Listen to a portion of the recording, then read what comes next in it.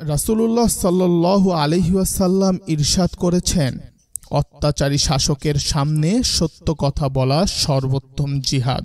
কুরআনে কারিমে ইরশাদ হয়েছে, তোমাদের মধ্যে যে কেউ কোনো অন্যায় হতে দেখবে সে যেন তা হাত দিয়ে বদলে দিতে চেষ্টা করে।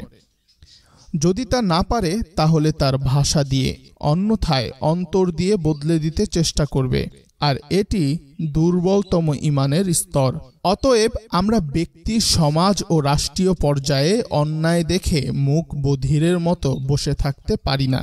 আমাদের দায়িত্ব হবে সাধ্যমতো অন্যায়ের প্রতিবাদ করা, অন্যায় কাজে যথাসাধ্য বাধা প্রদান করা, সত্য উচ্চারণে অকুত ভয় এবং অকুণ্ঠ হওয়া, দশের সামনে সত্য তুলে ধরে মিথ্যার ভিত কাঁপিয়ে দেয়া। দৃপ্ত পদে সত্য উচ্চারণে আমরা আহরণ করতে পারি ঈমানের সর্বোচ্চ চূড়ায়, নির্মূল করতে পারি অসত্যের দাপট। আমরা যদি নির্বিকার বসে থাকি তবে মিথ্যা আমাদের পেয়ে বসবে। আমাদের টুটি শুধু চেপেই ধরবে না, একসময় আমাদের পরিবার ও সমাজকে গ্রাসও করে ফেলবে। আমাদের চারপাশে দৈনন্দিন কত অন্যায় অপরাধ সংগঠিত হয়। ব্যক্তি, পরিবার, সমাজ ও রাষ্ট্র সর্বত্রই নানা অপরাধের সাক্ষী আমরা। অনেকেই এসব অপরাধের কেবল নীরব দর্শক হয়, তা নির্মূলে কোনো ভূমিকা রাখে না বা রাখার চেষ্টা করে না। ইসলাম এমন নীরব ভূমিকা সমর্থন করে না, বরং নিজ সাধ্য ও সামর্থ্যের আলোকে এসব অন্যায় অপরাধের প্রতিবাদ করা ও তা নির্মূলে প্রয়োজনীয় পদক্ষেপ গ্রহণ করা ঈমানের অপরিহার্য দাবি। একজন মুসলিমের এটি ঈমানি দায়িত্ব।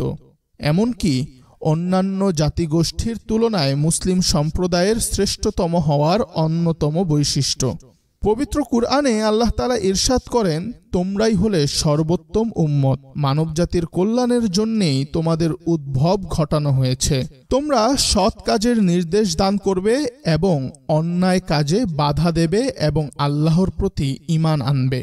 অন্যায়ের বিরুদ্ধে ন্যায় প্রতিষ্ঠার যুদ্ধে যারা জীবন দেয় তারা অমরত্ব লাভ করে।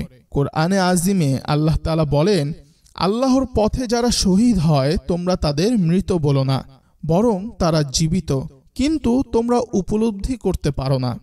ন্যায়ের পথে যারা থাকে তাদের বিজয় আল্লাহর সাহায্যে সুনিশ্চিত। কোরআনে হাকিমে রয়েছে, আল্লাহর হুকুমে অনেক ক্ষুদ্র দল বহু বৃহৎ দলের উপর বিজয় লাভ করেছে। আল্লাহ তাআলা ধৈর্যশীলদের সঙ্গেই আছেন। মানবতার নবী হযরত মুহাম্মদ সাল্লাল্লাহু আলাইহি ওয়াসাল্লাম বলেছেন, আমি অবশ্যই এটা পছন্দ করি যে আল্লাহর রাস্তায় ন্যায়ের পথে শহীদ হই, আবার জীবিত হই, আবার শহীদ হই, আবার জীবিত হই, আবার শহীদ হই। আল্লাহ আমাদের সত্য উচ্চারণে দীপ্ত শপথে বলিয়ান করুন। মিথ্যার বিরুদ্ধে ঘৃণা প্রকাশ ও রুখে দাঁড়াবার তৌফিক দিন। সকল সত্যবাদী ও সত্যোচ্চারণকারীর সহায় হন, আর হেদায়েত ও সুপথ দান করুন জালিম ও অত্যাচারীদের। আমিন।